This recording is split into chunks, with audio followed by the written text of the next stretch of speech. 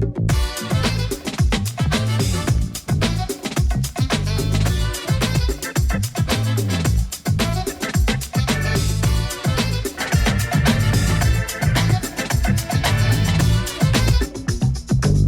guys, we have been getting a lot of questions here on the new rent laws that came into effect last week about the brokerage commission. So if you haven't heard anything yet on it, you're sort of under a rock, but let us tell you a little bit about it.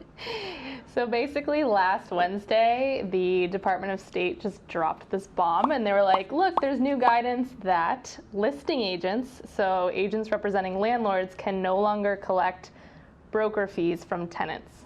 So when you look at like the rental landscape right now on StreetEasy, if it doesn't say no fee, it means there's a fee. And the fee is that the listing agent is collecting the fee from the tenant. So they basically outlawed that overnight. Yeah, that was super crazy because in New York, there's this whole like management processing period, right? Mm-hmm. So there are a lot of deals where the landlord agreed to a deal, the tenant agreed to a deal, checks were cut, everything's done, signed, sealed, and then gets sent to the management, and it's just sitting on management desk for like a couple weeks. There's sometimes a 30-day period where you're just waiting for approval. Right. So there were thousands of deals where landlords signed the leases, tenant signed the leases, tenant cut the checks for both brokers, sitting waiting for management, and then when it went illegal overnight, all those checks had to be refunded and returned.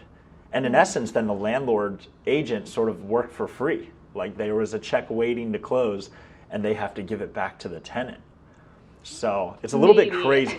Maybe. There's so much gray area, and I think that's the major frustration right now is that even with the mansion laws, like there was so much heads up, there was this whole rollout phase or like a hard deadline of July 1, 2019. And then with this, it was just like overnight, no warning. Yeah. So yeah, people got to prepare for the mansion tax in 2019. You're right. They got to say like, as long as I sign a contract before this date or close before this date, I won't be affected. But for the rental laws, it was just, we all woke up one morning and here's a new law right in front of us. That was, when was that? Last week, Tuesday, Wednesday? Wednesday. No one even knows. No one knows. No. It's Well, just like, yeah. And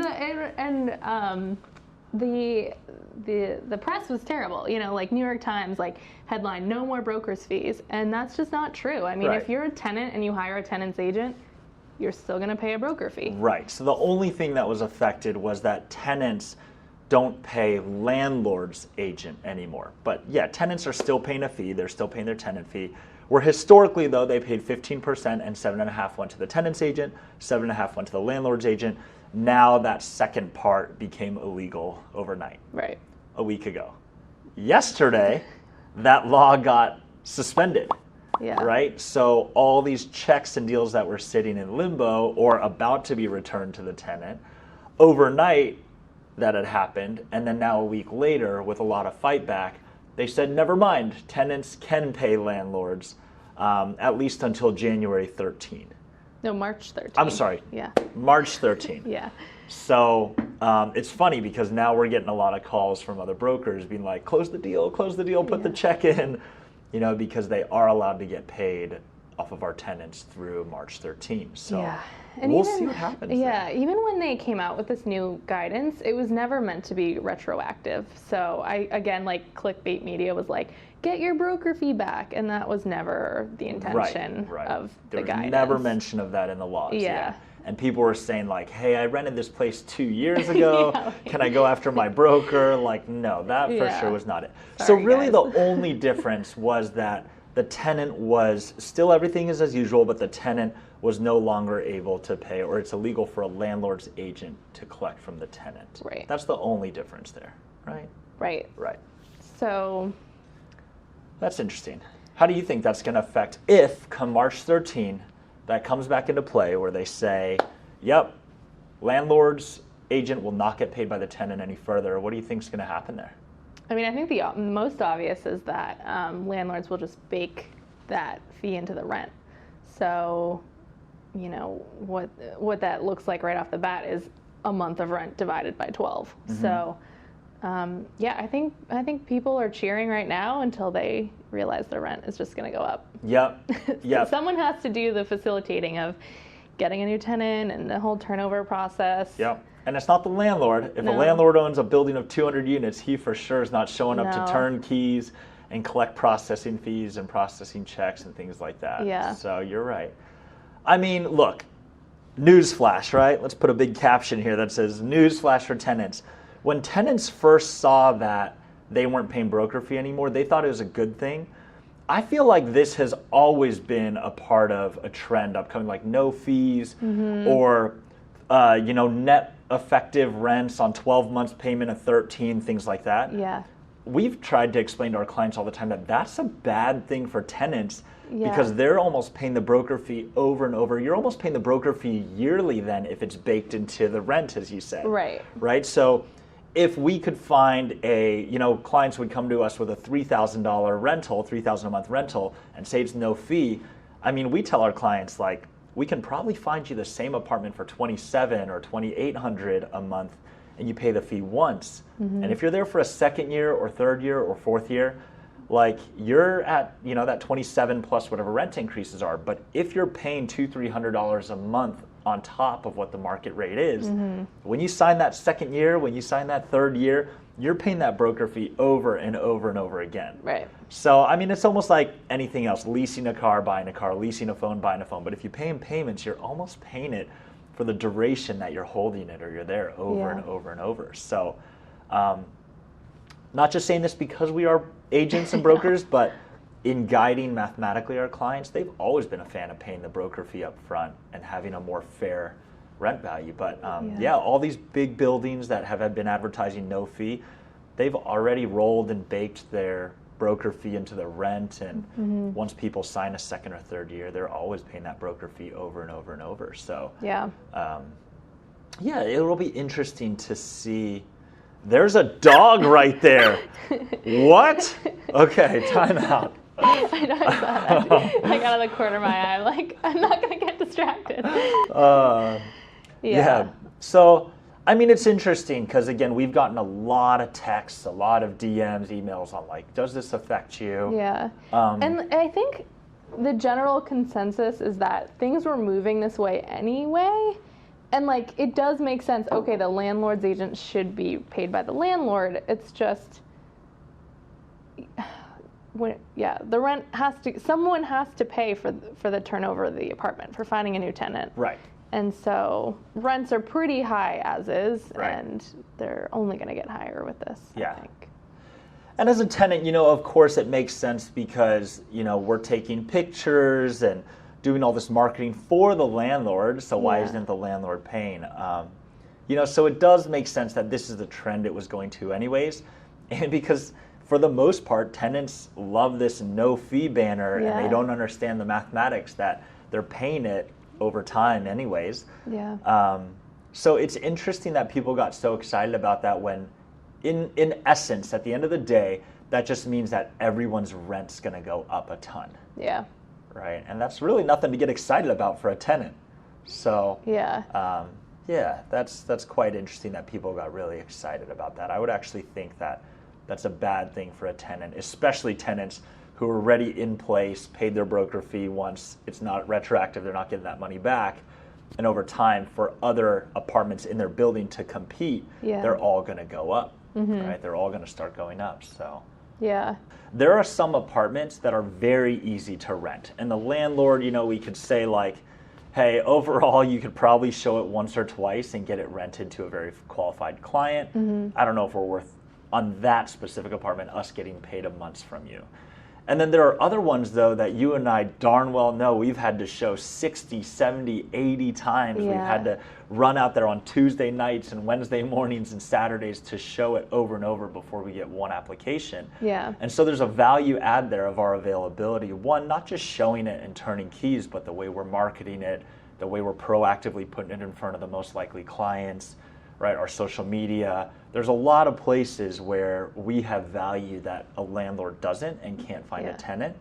And so is it necessarily fair then for the landlord to say, hey, these ones that are easy to rent, I'm going to show. Yeah. And the really tough ones, you show, right? Then it's like, do we want a portfolio of just really crappy apartments? Yeah. You know, like that's true. not fair either to us. Right. So a landlord, I mean, that's a discussion that we have with our clients and our landlords, but what's fair to everyone here, right? Because we end up getting paid over the entire portfolio and the work that we do, not just like the few apartments that we end up working 82 cents an hour for, where the other ones were able to work for $400 an hour, but it all balances out, right? You know, right? So, and I don't think a lot of consumers realize that to advertise a rental on StreetEasy, you have to pay $6 a day.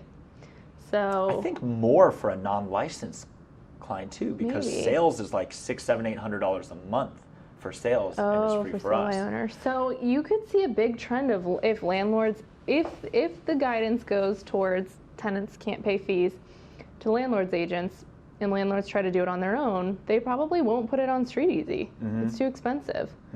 So you could see, and then that's just going to create mass chaos and confusion and make the rental market more fragmented than it already is. Yeah, New York already does not have an MLS system. Yeah. So even now in 2020, people are finding their rentals on Craigslist, StreetEasy, Zillow, different ads. Was going towards the most reliable website, but that could change. Yeah. So how do you think this will affect agents? Well, in New York, it's quite interesting because there are agents who have made a whole career just off of rentals. In other states, maybe they get paid a few $100 and they do it for the sake of a relationship because the tenant will buy in the future. But in New York, there are people that have no interest in doing sales per se because the rental's just such quick, easy, and big money. Yeah. So I think what's going to happen in the immediate future is that the landlord is going to try to bake in some of the rate if everything's going to be no fee. But it's almost impossible to just overnight change everything to 10% higher, 8% higher. Right? Even though that's what the net effective is. Yeah. They're going to have to increase the prices, but if one apartment, you know, all the one bedrooms in a building have been going for $3,000, it's really hard for the next one next week to go for $3,300, $3,400. Right. So if that goes to $3,050 or $3,100, agents are going to have to sit and negotiate with their landlords what they're really getting paid. I think it's going to significantly impact the pockets of the brokers up front. Yeah. And people are going to take huge pay cuts up front and try to live it out until those prices do catch up to the no fee 8, 9, 10% discrepancy. Yeah, especially because usually a landlord's agent, if it was a great property, could collect 15% of the annual rent from the tenant. But if you're getting paid by the landlord, it usually caps off at 1 month. So you're taking a cut right there. Right. Yeah. I think a lot of brokers are going to start to get squeezed on the landlord side. Yeah. And just like we have to do, I think there's going to be a lot of hard conversations to sit with landlords and say, does it make sense that we are managing your entire portfolio now, or do we strategically sit and see which properties make sense to have our help on, which don't, and even at that, is that fair to us? Yeah. And I mean, working on the tenant side was getting more and more difficult. You know, there were no fee options, there were some fee options. But at this point, it's going to be hard to convince any tenant to work with you if this passes again. Because everything's no fee, direct for the consumer. So right. I think what we said in the long run is that these fees are just going to bake into the rental prices over the long term. And it's going to be very hard to have one centralized place where all the rentals are there, because StreetEasy is charging per day, and everyone's going to try and just post on different sites that are for free, including Craigslist, Zillow, places like this. So I don't even know if Zillow is free actually for rental, but people are going to just try to get it out there as much as they can, and there's not going to be one centralized database to find rentals. Right. If you do need help finding a rental, though, we are still, it's a long process. And I still think, I mean, for people relocating from out of town, it's a must. Like we said, StreetEasy is the best website, but it's not perfect. And you really need an agent who's going to help you navigate the whole process. Yeah, and you're right, especially coming from out of town. If you don't know the locations, if you don't know the subways, if you don't know the neighborhoods, there's a big value add there. Yeah. Also in New York, we have these management companies, right? And so having a bad management company or a poorly rated management company is almost like having a bad landlord in a sense, right? So your appliances go down, heat goes down, electricity goes down. We all know nightmare stories where people didn't have heat for months in the winter, or, warm water, gas, things like that. And so us navigating around that, I think, is worth a tenant having professional help for someone who is well aware of management relationships and the different quirks and aspects of New York real estate. Yeah. Yep. If you guys have any questions about this new law, about the policies, especially come March 13th, hang on tight and let's see what happens. It's a lot of gray area right now, but we're here. Feel free to call us. Feel free to call us, DM us, TikTok tag us, whatever you want.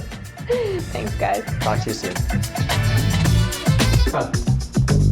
That's a wrap.